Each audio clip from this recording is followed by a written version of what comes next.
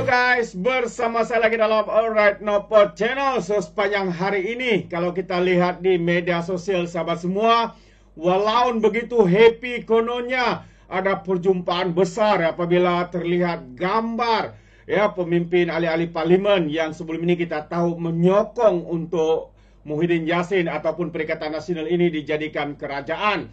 Antara yang kita lihat dalam gambar itu Azmin Ali, Presiden MCA, Timbalan Presiden MIC, Mahathir Muhammad, dan beberapa lagi pemimpin yang kita lihat semua mereka ini adalah individu yang terlibat di dalam mau untuk menebuk kerajaan yang ada pada hari ini.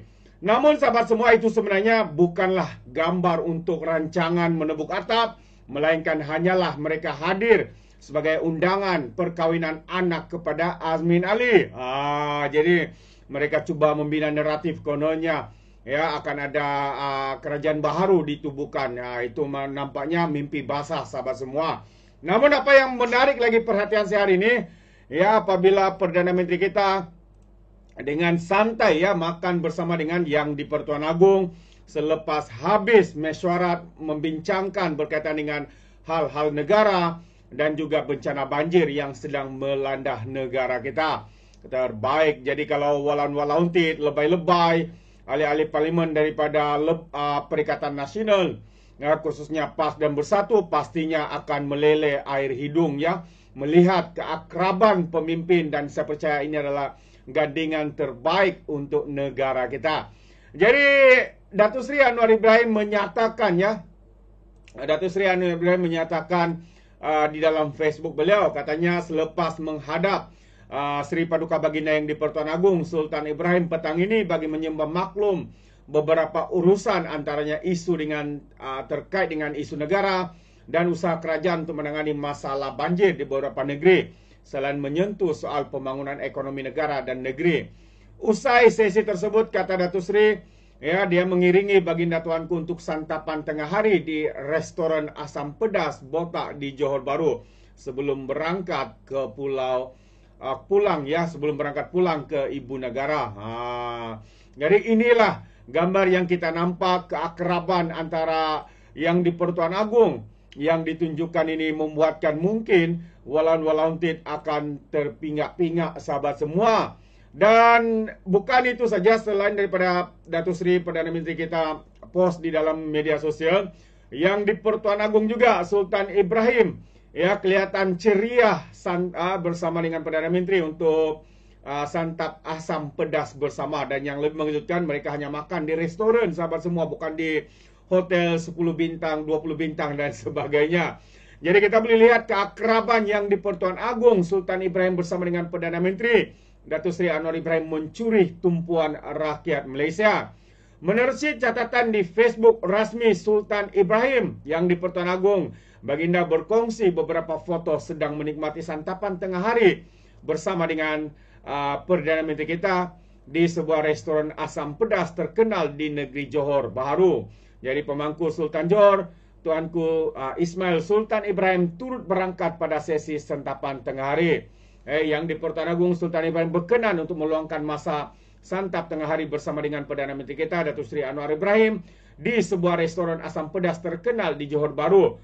Jadi terdahulu Sri Paduka Baginda berkenan menghadap Perdana Menteri kita di Istana Pasir Pelangi, tulis catatan itu. Jadi itu antara kenyataan yang agak memberikan keterujaan rakyat apabila melihat pemimpin kita hari ini, Perdana Menteri kita dan Yang di-Pertuan Agong sendiri duduk di restoran biasa sahabat semua. Di restoran makanan asam pedas, menikmati dengan santainya mereka. Dan ini membuatkan rakyat memuji tindakan dan juga apa yang sedang dilakukan oleh kedua-dua pemimpin negara kita ini. Yang di-Pertuan Agong juga Perdana Menteri kita Datuk Seri Anwar Ibrahim. Jadi itu sedikit perkembangan yang menarik untuk saya kongsikan bersama dengan anda sahabat semua. Dan perkara yang kedua mungkin lari jauh tapi menarik untuk saya kongsikan bersama dengan anda. Kalau anda tahu, mungkin kita hangat diperkatakan berkaitan dengan pendedahan pemberi maklumat ya, berkaitan dengan skandal rasuah adun di di wilayah Sabah. Perkara ini hangat diperkatakan. Adakah semua ini dilakukan hanya untuk menjatuhkan kerajaan, membina persepsi buruk, kononnya terlibat rasuah dan sebagainya. Namun hari ini kenyataan daripada pihak ISPRM, Ketua Pesuruhjaya ISPRM iaitu Azam Baki, menyatakan bahawa ISPRM siasat pendedah maklumat. Individu yang mendedahkan maklumat ini juga sebenarnya bagi pandangan saya harus disiasat, kerana seakan-akan ini adalah satu perkara yang dirancang hanya kerana beliau tidak mendapat lesen, dibatalkan dan sebagainya. Beliau cuba untuk menghuru-harakan kerajaan di wilayah Sabah ini. Jadi itu pandangan saya. Jadi Suruhanjaya Pencegahan Rasuah Malaysia sedang menyiasat pendedah maklumat yang mendakwah terdapat skandal rasuah membabitkan beberapa adun Sabah. Ketua Pesuruhjaya ISPRM Azam Baki berkata, walaupun pihaknya telah merakam percakapan pendedah maklumat itu, namun dia masih enggan menyerahkan bukti yang didakwah dimilikinya. Jadi saya ingin tegaskan sekali lagi bahawa ISPRM tidak boleh mengulangi melindunginya selagi dia tidak beri apa yang ada, katanya. Jadi saya tidak boleh beri jaminan perlindungan kepadanya sehingga dia memberikan semua keterangan ataupun evidence, bukti. Dia beri kepada anda semua media tapi tidak kepada ISPRM. Ya, jadi katanya seperti petik media selepas perasmian Hari Anti Rasuah Antarabangsa di Auditorium Angkatan Koperasi Kebangsaan Malaysia Berhad di Kelana Jaya hari ini. Dan dia juga mengatakan bahawa sekiranya ISPRM menyiasat pendedah maklumat berkenaan yang mungkin menimbulkan persoalan mengenai perlindungan saksi di bawah Akta Perlindungan Pemberi Maklumat 2010. Jadi dakwaan berlaku skandal rasuah di Sabah mula menjadi perhatian selepas sejumlah rakaman video yang mengaitkan beberapa adun Sabah didedahkan oleh pembocor maklumat dan dilaporkan Malaysia kini. Jadi adun berkenaan didakwa menerima suapan untuk menyokong permohonan lesen prospek perlombongan. Jadi sebelum ini Ketua Pemuda UMNO Akmal Saleh menggesa ISPRM untuk menjelaskan status siasatan termasuk siapa sebenarnya yang disiasat sama adun yang terlibat pemberi maklumat atau kedua-duanya. Kalau benda begini melibatkan negeri lain, mulailah Akmal Saleh ini buat sibuk dan sebagainya. Tapi bila pas menunggang agama bangsa, ya, dia mendiamkan 1000 bahasa, tidak mengunci mulut, ya, tidak pun mengkritik ataupun memberikan pandangan beliau. Tapi kalau berkaitan dengan parti lain, sibuk dia. Kalau bersatu pun dia pun tidak akan bercakap apa-apa.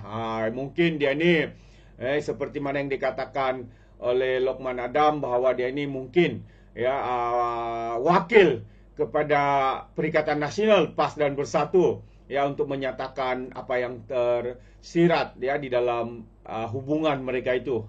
Itu sesuatu yang amat-amat mengejutkan kita. Jadi sahabat semua, apa pandangan anda? Mungkin benarkah walaun-walauntit, lebay-lebay ahli-ahli Parlimen PAS dan Bersatu akan mengalir air mata darah melihat keakraban dua pemimpin utama negara kita yang di Pertuan Agong dan juga Perdana Menteri kita? Apa pandangan anda?